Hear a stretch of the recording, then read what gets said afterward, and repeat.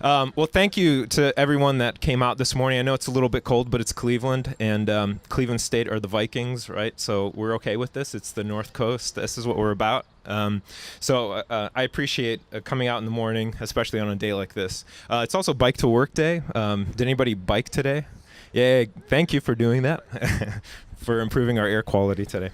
Okay, so serendipitous. Is it ironic? Is it like that Alanis Morissette song that we all complain about it not being ironic? It's just bad luck. So serendipity, is it just the opposite of that? Is it good luck?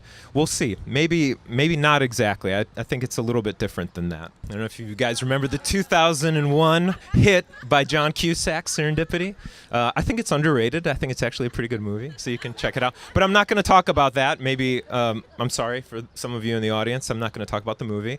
But what I'm going to talk about is this term, this experience, and its relationship to public spaces. So the textbook definition of serendipity is an aptitude for making desirable discoveries by accident. And I think this is interesting if we pull it apart a little bit. Well, one, it's an aptitude. So that's a little strange, right? An aptitude for accidents. Like, how do you have an ability to make accidents happen repeatedly? Next, it's desirable discoveries. So we're saying discoveries, these aren't just lucky coincidences, like a thing happened at the same time as another thing. It's not necessarily a discovery, is it? It's something new that is a part of the definition of serendipity. And it's also by accident. So this means it's not necessarily something that you went out and you seek it. It's not something that's a result of an intentional process. It's something that happens to you that's not necessarily part of your intention. Yeah, well, yeah, it may not go as you planned, but it's a good thing, and we like that, right? So we want to keep these ideas in mind as we go through it. Now, this term makes a lot of sense. It was actually coined in the 18th century by Sir Walpole, and the term comes from a book. There was like a Persian story, The Three Princes of Serendip. Serendip is actually a Persian Arabic term for Sri Lanka, if you guys know where that's at, near India. So it's actually a story that was told for centuries about these three princes that had a king father. They had a falling out. The king sent the three kids over to another country, but since they were well educated and very curious, they had a series of, I'd say, adventures where they impressed locals with their ability to make deductions on small discoveries that they made one after another. And there's a famous story about a camel that they were able to understand how it was stolen and who stole it based on little clues that they found without ever really seeing the camel. They just kind of discovered things little by little, and this impressed people. So the idea of serendipity is again this discoveries made to understand the world by chance encounters, right? Now that we kind of understand what it is, why is it important? Like, who cares? Why would we even bother talking about this today? I think serendipity is important. I think these experiences of accidental discoveries are important. One, because we don't encounter people and ideas that we don't want to encounter as often as we think we do. And one reason is because we're very geographically segregated based on ideas and politics. This map here shows 1976 results of the presidential election between Carter and Ford. And if you look at the white area, that's essentially the part of the country where each county was won by less than 20% of the vote. In other words, it was a tight election in that part of the country. The rest of the areas are places where one political party or the other won by over 20%. Okay. Now let's fast forward and go to 2004. And if we see here, a really small percentage of the country is in that kind of close zone. Much more of the country has become very polarized. More than 20% of that county voted for one party over the other, right?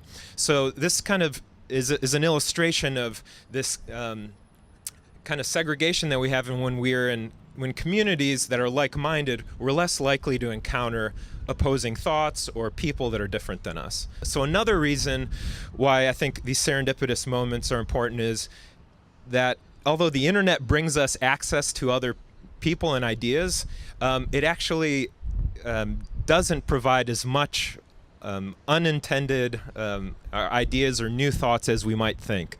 So Cass Sunstein's newest book in 2017, he says, in a well-functioning democracy, people do not live in echo chambers or information cocoons. They see and hear a wide range of topics and ideas. They do so even if they did not and would not choose to see and hear those topics and those ideas in advance. And what he's basically saying here is that maybe we don't actually live in a well-functioning democracy because we are in echo chambers, we are in information cocoons.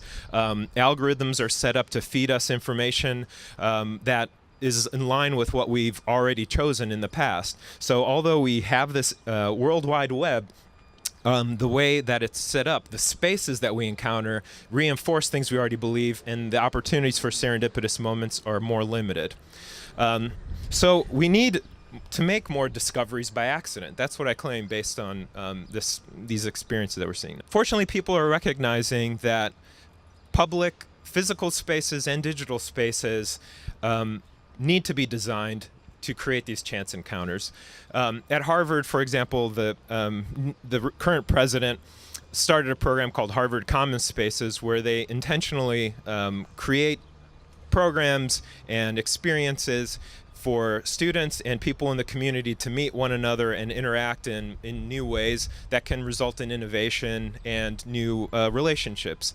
And these are great, but at the same time we have to recognize that sometimes these spaces that are created for innovation, for people bumping into each other, can still be isolating because they're really geared towards business innovation or design, people starting new businesses, and that's still a very small subset of people that are kind of meeting each other and interacting. So how can we create spaces for serendipity? Is that possible? Remember, from the beginning, we're thinking these chance encounters, they're chance. They're things that happen by accident. How can you make that happen? How can we be intentional about it? So since we're in public square, I thought, let's talk about public square. Back in 2009, our office, and I work at Kent State University's Cleveland Urban Design Collaborative. We're part of the College of Architecture and Environmental Design at Kent State, but our office is actually just down the street here at 13th and Euclid. So if any of you guys are interested in graduate school in architecture, urban design, or landscape architecture, give us a call. But back in 2009, we partnered with field operations on the first round of design work for Public Square. And this is actually, I dug up my old first scheme. Each of us on the team kind of came up with our own concept for Public Square as like a very early kind of draft. So in this initial concept that they had, that I worked on, my concept was, create this place in the middle of the square where people that are riding the bus, that people are walking by, and office goers would interact in ways that they didn't at the time. Before, it was people were sitting and waiting for the bus right along the edge, and everybody was kind of walking past it, and there wasn't a lot of interaction. So the idea was, like, if we can expand that center section out a little bit, you might get more interaction between different groups of people. And this would kind of continue, called it the green ribbon concept, so people walk around and interact in ways that could spark these chance encounters. And where we're at today is a design that was ultimately completed by field operations, and I think it's something it's really that goal. It's achieving that goal of getting interaction and connections between different groups of people that don't often meet, that probably wouldn't see each other in other places in the city or in the county or even across Northeast Ohio. And it's a place where you can go and you have these experiences and meet people and maybe come across ideas like this talk today that you wouldn't expect to have. Moving just down the street, another example is the Detroit Superior Bridge. Some of you, I'm sure, have crossed over it, have seen it, but you may not know that the lower level is accessible. It used to have trolleys underneath it until 1954 when it stopped. So in 2009, in partnership with a few people, we started a project called the Bridge Project and had an event down on the lower level.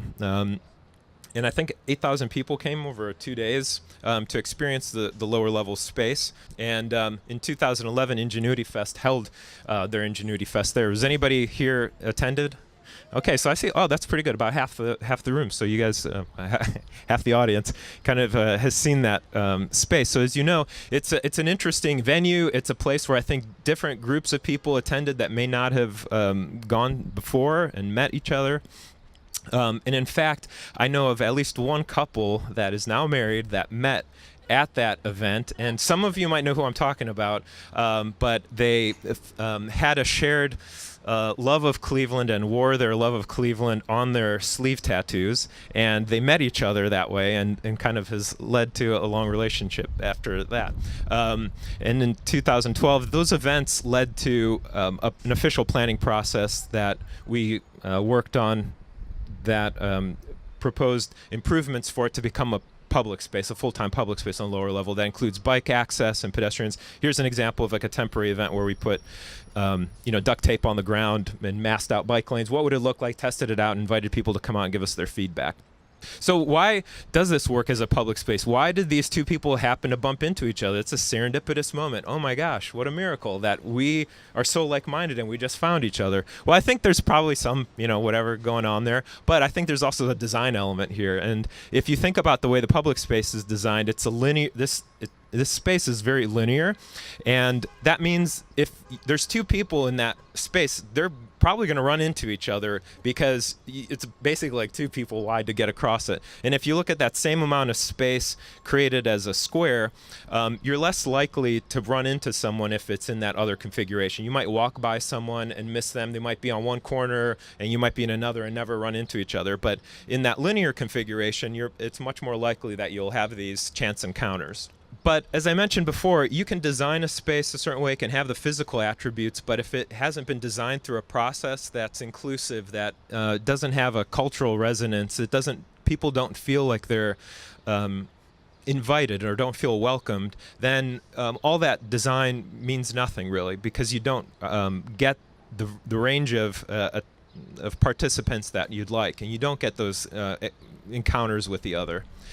So we started a project in 2013 called Making Our Own Space, or MOOS, M-O-O-S. And the intention here was to respond to something we've observed. I've been working as a urban designer for 10 years, and we often see that in the audience, there aren't many kids, there aren't a lot of youth in public meetings, in processes that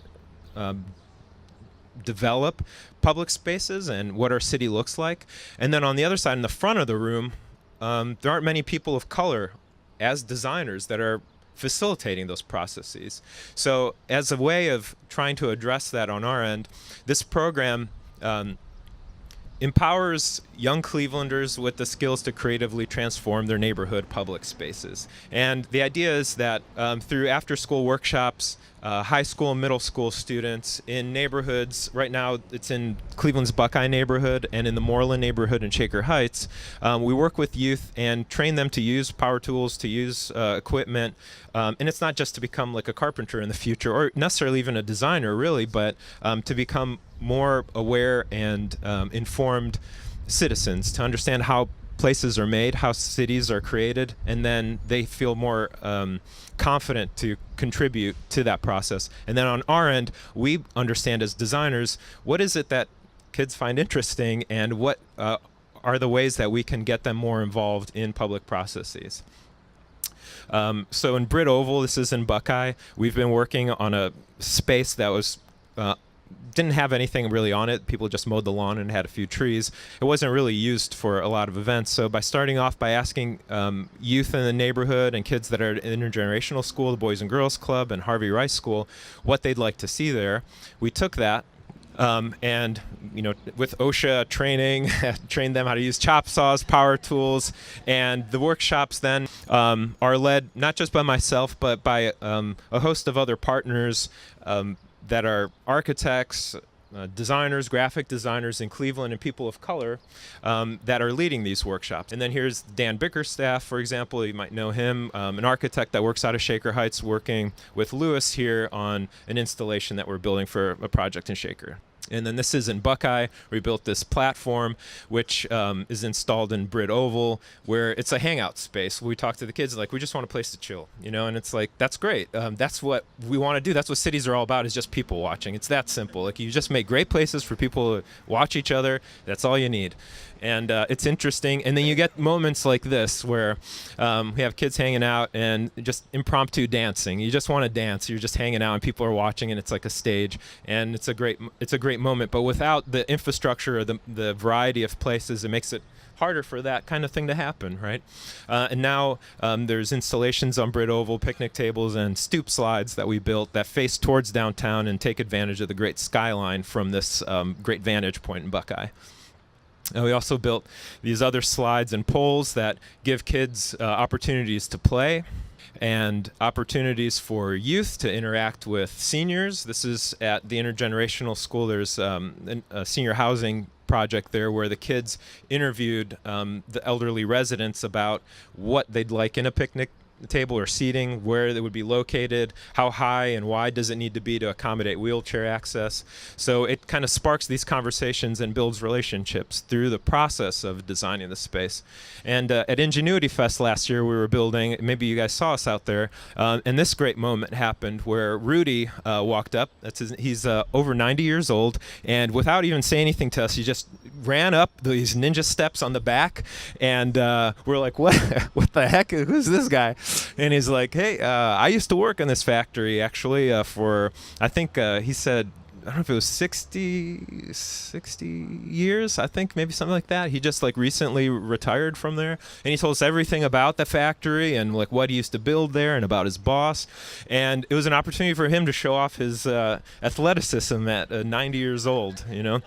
So I think this moment of these serendipitous moments can be supported and created by interesting public spaces. Here's a diagram that I put together for the connections that were made between organizations and just people because of this process that we're working on. Because we're working outside, kids come up, people ask what you're doing, and then it sparks a conversation and builds a relationship. And in Shaker Heights as well, you know, working with the police department, they come in and work with us on build workshops. And the idea is that, you know, you're not giving a lecture, you're not giving a presentation, you're just working on a shared goal together. And through that long process, you have to trust each other when you're building something. When you're holding a power saw, you can't be messing around. You have to pay attention. You don't want your fingers to get cut off. So in that process, it builds trust over time. So kind of in summary here, the things I kind of want to leave you all to think about some more is this idea of serendipity. Okay, we understand it's this aptitude, you know, so it's a propensity to make desirable discoveries by accident. And next, it's important for us that we need to hear ideas and we need to see people that we would not choose in advance. We can't rely on our own intentions as leading us towards what's really best for us sometimes. That we want to set up then for ourselves opportunities where we can be surprised, where we discover things we didn't know that we wanted, and thereby finding that this is actually good for us and beneficial. And that lastly, public spaces, and by this I mean digital and physical, should be designed for serendipitous encounters. We shouldn't try to focus everything on giving us more of what we already know that we want, right? Lastly, what do you do when you don't want to change? You come across experiences that are different, people that are not like people that you like. How do we change that? Well, I think that's really tough, right? Because our identity is so embedded in what we believe, the people that we hang around with, and we're afraid of changing. I think all of us are in a lot of ways. So in an effort to kind of build a culture of acceptance around change, that we change our minds about things, and that's okay, it's not a problem. It started this project last year called Our Change Stories, and you can check it out at ourchangestories.org. And it's simply the intention to collect stories from people, short, I think under 700 words. I think that's what he set it up as. People to share their stories about how they've changed their mind about something that's important to them. And the intention is then, by sharing these and reading stories from other people talking about how they changed their mind, we feel more open ourselves with changing our own minds and not expecting others to change their mind just by making an argument. That we maybe find out that that's the least effective way to change anybody's mind, is by arguing with them. But there's other kind of experiences that kind of lead towards it. So with that, I'll leave you with something to think about, and I want to thank Thomas for this opportunity.